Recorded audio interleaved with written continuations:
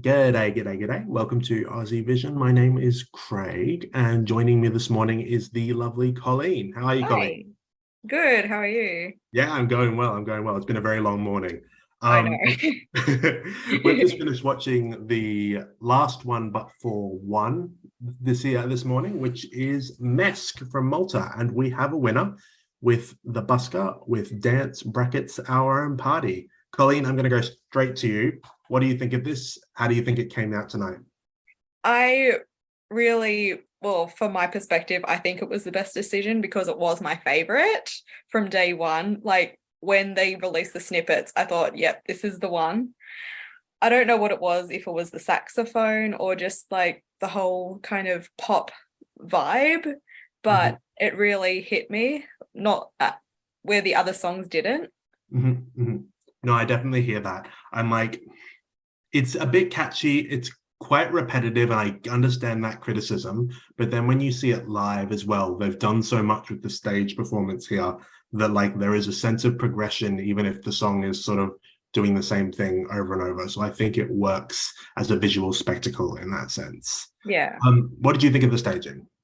I think it was pretty good that it gives a nod to past Eurovision entries like Ira Losco, Destiny, Yeah. and forget his name, but it's the first ever Eurovision Malta entrant. Is that who it is? And Yeah, so, just for reference for people who haven't seen it yet, the performance starts with them singing and dancing in front of cardboard cutouts as yeah. though they're at a party. And so, I was wondering who that bloke was.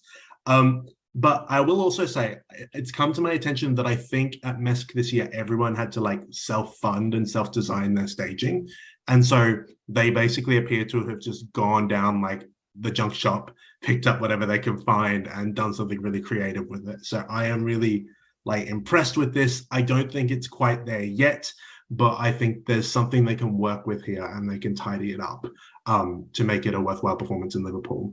Speaking of which, how do you think this is going to go in Liverpool? Do you think it's got a shot at qualifying? Because Malta obviously doesn't have the greatest track record in that respect. Look, it might, but I think it all depends really also on if Sunstroke Project win I was going to say Moldova. this. Yeah, I agree.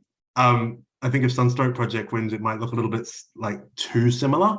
Although I don't know if like Yummy Mummy is necessarily a better song than this anyway. So, but yeah, I agree.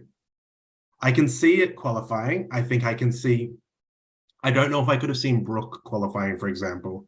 Yeah. Even though I did quite like her song and she clearly did like an amazing performance. Whereas I think this could have an audience, but I will agree. I think its chances largely depend on what happened in Moldova. Um, let's look at some of the other entries that we saw tonight. So in the televote, I think we've worked out that the top three was the Busker, and then Ryan Healy in second with his song In the Silence, and then third was Maxine Pache with her ballad Alone. What did you think of those results? Was there any surprises there? Um, it's not really surprising to me given that Facebook really got behind Ryan Hilly, Mm-hmm. but for my own taste, I didn't really see it. I think, yeah, it's all for the Maltese population. So if you're not Maltese, you wouldn't really understand why some Yeah, people got the results that they did. yeah, and I think there's a degree to which Ryan was sort of invisible to everyone outside of Malta because he won the X Factor Malta, is my understanding, and he's Yeah. like very well known there. And so like he comes on stage and people know who he is, which wasn't the case for a lot of the others. So, but that doesn't track outside Malta, and so everyone else was just looking at like, who is this man with this boring ballad? So yeah, always a thing that happens. Possibly more surprising were the jury results in this case. Yes. So Busker came third in those, and then Ryan Healy again came second. But the winner was Matt Black with Up, which I don't think was on my bingo card for this year. What do you think of that? Well, it's not really for me, but I can appreciate the energy that he does put into his performance. Yeah, I can definitely. I think we have to face the fact that at some point Matt Black is probably going to win MESC and go to Eurovision for Malta, and we're just going to have to live with that. And honestly, I would rather Malta send something like that than sending like a dull ballad sung by a lady in a nice dress, you know? Yes. So I have respect for Matt. He does his own thing. He clearly knows his brand. And I think one day it's probably going to pay off for him. But tonight was not that day. If we think about the show more broadly, both of us have sat through 5 weeks of this. It's been an emotional and spiritual journey for both of us. What are your thoughts on the production of MESC this year? It's been quite messy. I think the production overall, after the quarterfinals, because they were kind of how are you going, but Yeah.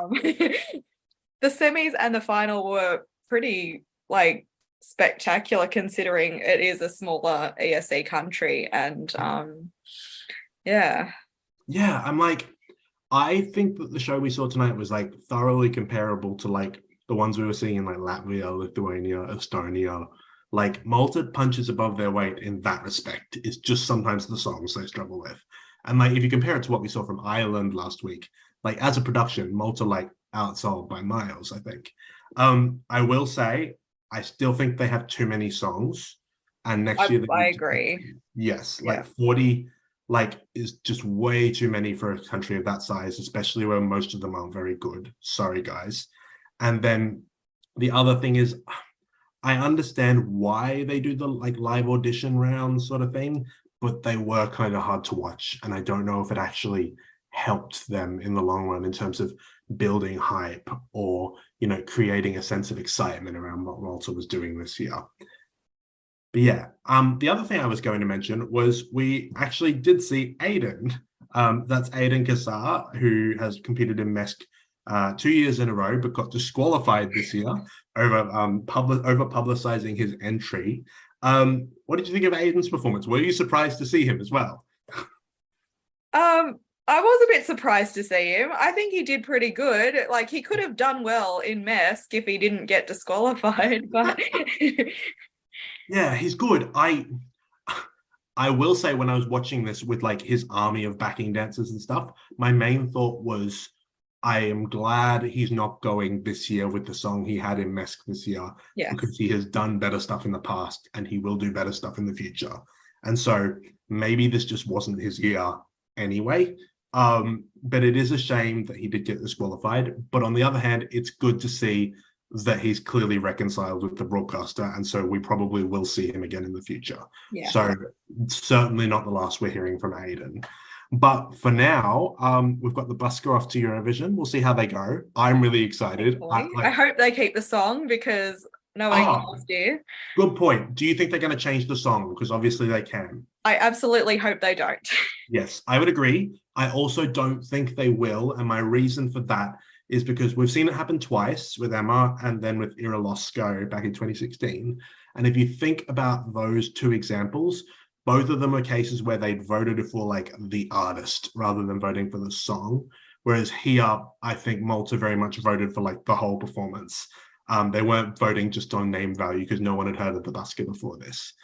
So I'm confident we will see that song in Liverpool in May. But yeah, how exciting. I'm really excited about this, as anyone who's been watching Twitter will see. And so it's going to number one for me, even if it doesn't for anyone else. And we'll wish them the best of luck in Liverpool and hope they do really well. Thanks for joining us today, Colleen. Really appreciate your time. Thank you. Yeah, cheers. And we'll see you next time. Bye, guys.